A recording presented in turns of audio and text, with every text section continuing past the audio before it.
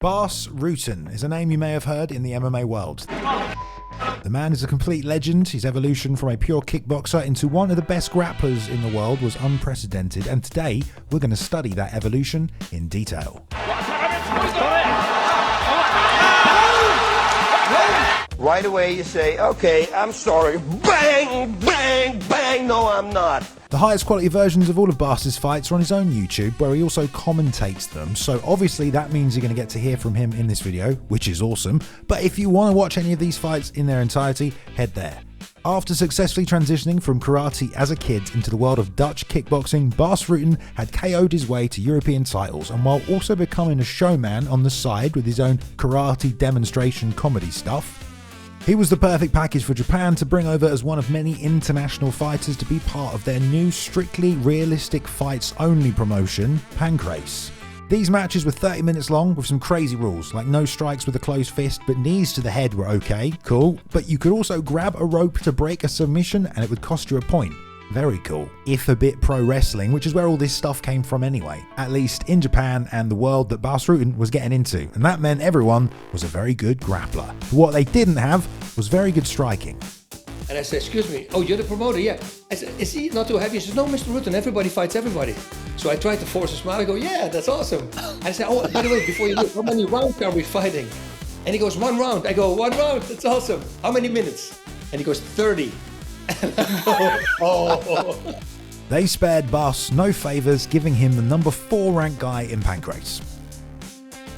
Almost immediately though, you can see Rutten's striking is on another level, catching the very first kick thrown at him, countering hard with his own and blocking the counter, all as if he's taking a walk in the park, and then Bas's first Pancrase fight is pretty much over just like that. This was a big surprise for the people because he was the number 4 ranked fighter in Japan at that time. A tale as old as time, same side head kick and straight shot, and limited as Bas's other skill sets may have been, he just walked through the number 4 guy with elite striking, precision, and a cold, calculating calmness to the whole thing that absolutely terrified everybody else. But how long could he remain a pure striker? Next up was Fuke, a Japanese pro wrestler like many that had turned to MMA. This was just his second fight like Bas though. And here we go, right away into fight number 2, my second fight in Pancrase. At distance, Rutten again seemed super patient and shrugged off the initial takedown attempt. Fuke having shot from just way too far out, but Bas doesn't pull out his leg against a single attack, and Fuke easily gets him down. And immediately you can see Bas work for pretty much the only sub he knows, the guillotine. And here I went for a guillotine. Actually, the guillotine was the only weapon I had in the beginning. Fuke easily takes side control and Bas still holds on for his life. And I tried to do something, but I really didn't know anything on the ground here.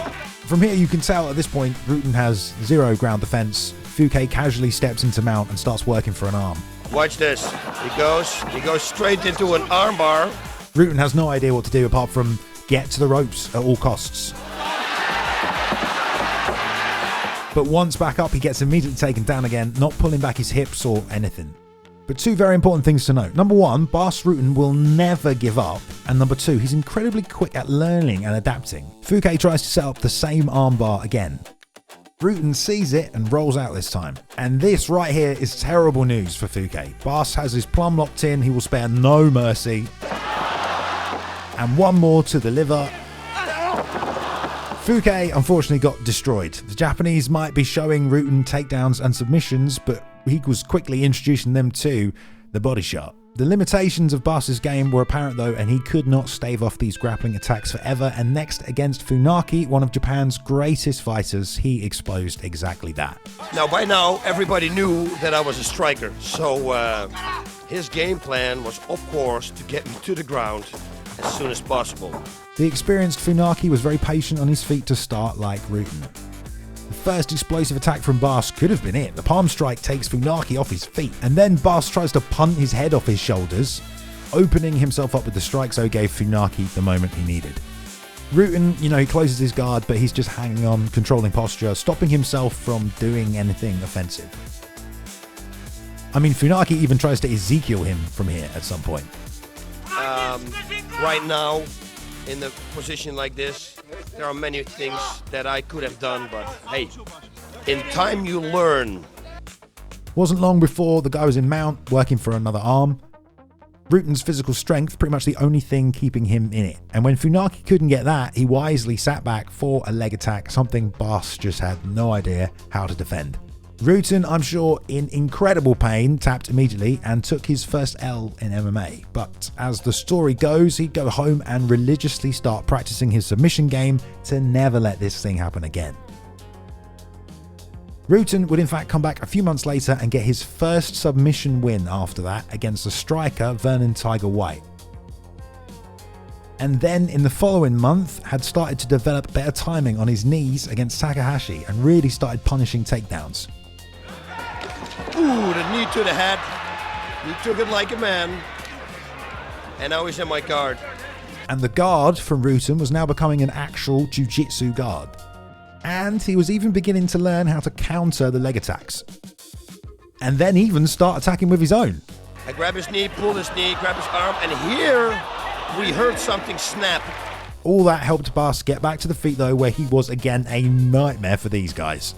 Yeah, turns out that leg was already gone from that submission. Oh god, awful. Crazy finish, but it was clear Bas Rutten, the Dutch kickboxer, was evolving. Next up for Rutten was a true test though, Minoru Suzuki, 7-1 and one of Japan's all-time great wrestling legends, and now a real dangerous MMA fighter with wins over Ken Shamrock and Maurice Smith. Suzuki was in shape, incredibly skilled on the ground, and he was going to test Rutten. Although it did seem like Bas's power on the feet was no match for Suzuki early. Suzuki flat on his back just seconds in is not what most fans thought they'd see, and when the next flurry came from Bas, Suzuki was ready. Deep shot, connected the hands behind Bas's legs and cut the angle to side control. Once in mount though, he found it hard to get anything off on Rutten. The guy is an artist, trust me. On the ground, you have to really watch out with what you're doing. See, I tried to push him off. Suzuki tried for several minutes, various positions and setups, but couldn't get anything. Bas then attacked the neck and used it to get to his feet. And we're again back in this position, clinched, controlling posture and getting to the feet before his opponent to drop a nuclear bomb of a liver shot once again. Right knee to the side of his body, and yes, that was the liver side again. And watch the people in the audience. Look at the people in the audience, they can't believe it. Bas Rutten had just beaten one of the top fighters in Japan with relatively no MMA experience. That win got him noticed, and it was only big matchups from there. The first of these though was Ken Shamrock, who was 7-2 at the time after UFC 1 and early Pancrase wins. Shamrock had had much more time to evolve at this point as well, and he was not afraid to trade with Bas early. But a teep kick from Bas threw him off balance. Tries to fire through on a right hand and ends up overthrowing and landing on the canvas with Ken on top, and Shamrock's mount on top game was extremely good and extremely heavy. Ken was a big leg lock game dude and he tied up Rutten. And I didn't know anything. He's got a heel hook, up, and there's an escape. The first escape for me, which is not nice to see. Ken though was a master of his craft. Here he just slips the jab, body locks and gets another nice takedown. Ken just chased Bas's legs after that. I'm pulling his arm off. I'm trying to kick it off with my left foot, as you can see. I'm rolling out. I think they're going to show it a little bit later. Ooh, that was a good heel hook. And yes, that was me making that painful sound scream. 2 lost points. This is not good. Ken's top game proved to be among the best in the world as he forced Bas to go to his back and locked in one final submission. And now he's got a clean choke on me, and that's over. Bas Rutten lost by choke. Although Rutten had been cleaning out several Japanese fighters, he was far from complete and had a lot to learn on the ground. After that one, Bas scored another first round ghillie win, but then he was up against another Shamrock brother, Frank. Although slightly younger, the guy was making his MMA debut, and it was the opening round of the King of Pancrase tournament, a title Bas desperately wanted. Another right cross had gotten Bas taken down immediately yet again, but with Frank on top, he lifted his base looking to pass, and Bas uses his core strength and an underhook to reverse beautifully. But then Frank got him back in almost the same way. Oh, and that was a beautiful reversal. But Rutten's ground game had been getting better. It was pretty much the only thing he was focusing on in training, and he beautifully escaped mount again, framing and hip bumping. Then when Frank tried to chain into a submission, not only does Bas escape out the back door, but he chases the scramble on top and ends up on Frank's back, but the ref breaks this one up without an escape or rope break. Rutten still had these big weapons, but he just couldn't use them. This was a back and forth contest with tons of position changes though. It went to a decision and Frank took the majority win. It was a good fight from Bas, but a crushing defeat.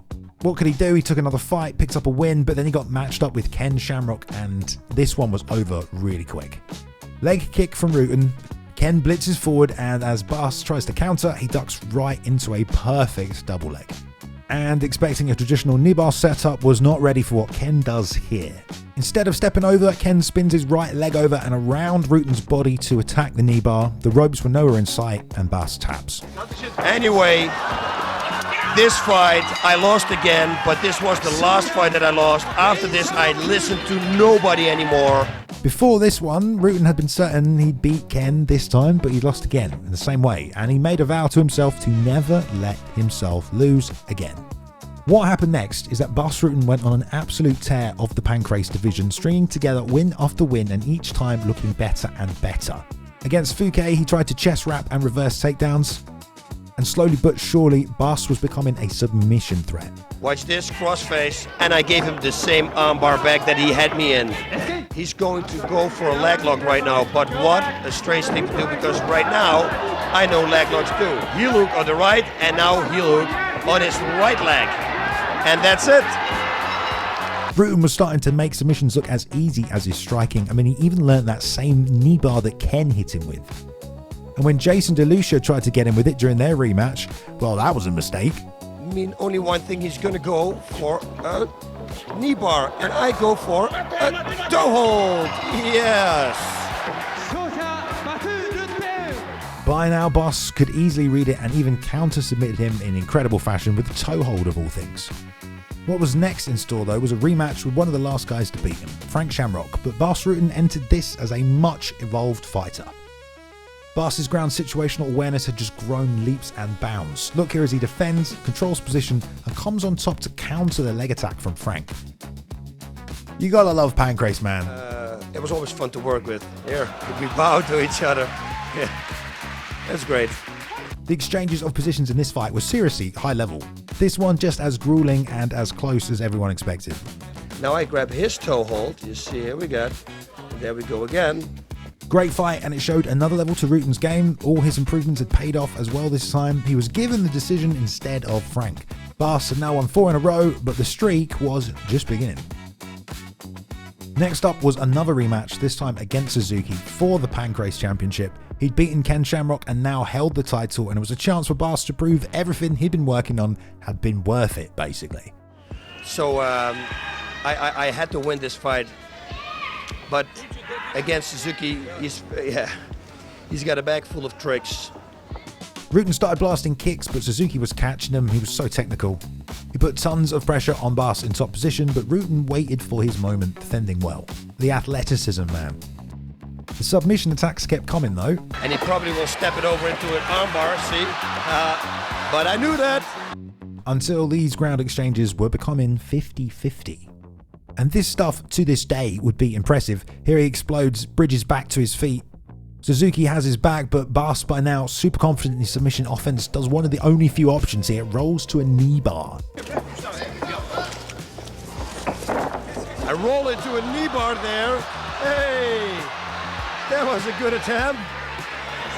Who thought that Bas would lose submission suddenly? Mate, we don't see the heavyweight guys doing this stuff these days. Great attempt, but Bas was attacking well, Funaki defending well, crossing his legs. But Rutten still couldn't stop these takedowns. Super low singles from Funaki. But even though he was getting taken down, his striking started this finish. 15 minutes into round 1, smashes Suzuki with a front kick. That forces the shot into a deadly tight Rutten team that he's got several names with by now. He felt that front kick, and that's a guillotine choke, and I had it full on, and he's tapping. Next up was one more fight with Frank Shamrock in a real clash of maybe the pound-for-pound #1 guys. Bas, again, being beautifully patient as Frank kicks his lead leg, Bas pulls it back out of range and immediately fires a kick to the body as a counter with the same leg. Awesome Muay Thai stuff. Frank, though, expecting the body kick, catches it and takes Bas down. first, Bas keeps his hips back and away, but of course Frank, with a full-on body lock, gets a lovely suplex. Shamrock was genuinely deadly with this kind of stuff back in the day, and this turned into a really tactical fight. And here we're testing each other. Left low kick. It's just a setup for something new. For example, Bas here throws his front kick and right palm strike that lands, caught by Frank, and he takes him down. Bas though throws the same combo about 2 minutes later. Bas though is looking directly at his target, which he knows will be open as Frank goes to catch the leg. That was the punch that I was training for before this fight. Bas then fires the front kick again and Frank catches it, but this time keeps his head down, refuses to let go. Whoa, fly out of the ring. Now I know where Sergio Pettis got this from. By now as well, where Shamrock and others had controlled him on top, Bas had started to develop a really strong defensive guard. In fact, he'd go on to use this to win a UFC heavyweight title. Frank decides he can't pass and so attacks Bas's legs. Where Rutten was tapping before though, he was now ready to attack. He's doing a toe hold on me and I'm doing one on him. And watch this, I'm going to aim for his cut. And I don't hit hard, I aim for his cut. And now I hit with a fist. Because I get angry, he starts sticking his tongue out to me. In the rematch though, Bas basically broke him. No split decision this time, Bas had won the Trilogy by stoppage and in doing so defended and unified the Pancrase Championship. He was undisputedly the king of Pancrase. They say he cannot continue the fight. And the fight's over.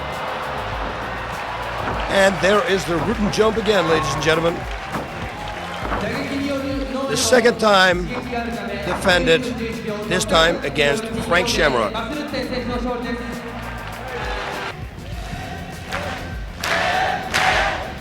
続きましてカップの授与です。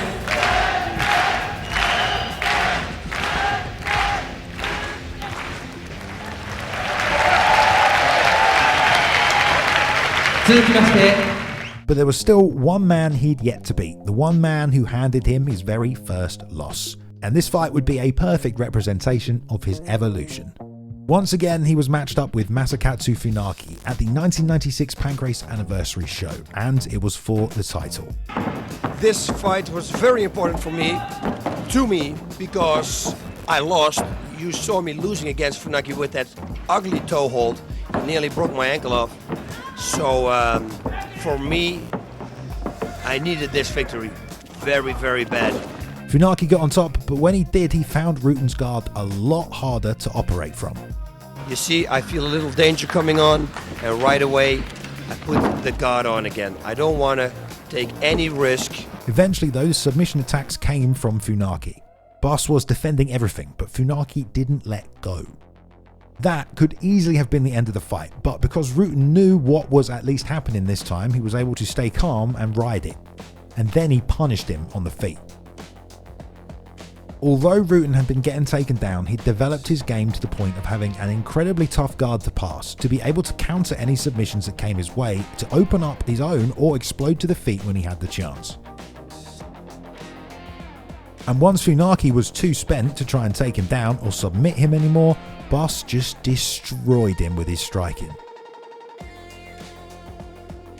Funaki was throwing back like a warrior, but he was done, and Bas cemented his legacy as the Pancrase King with one final blow. And another right straight, right palm. And I switch my knees, knee to the head. He comes back, watch this, with a kick. And now this is the finishing move. Boom, knee to the head. By far, I think this was my best fight I ever had in my Pancrase career. Bas Rutten continued to dominate in Pancrase for several more fights, most of which end in the first round with his new submission skills, even getting to the point where he was inventing his own moves like the body crunch. Here we go. I grab his leg, I grab the inside of my legs, and now I squeeze him like a pretzel, and he cannot breathe anymore. Listen to him.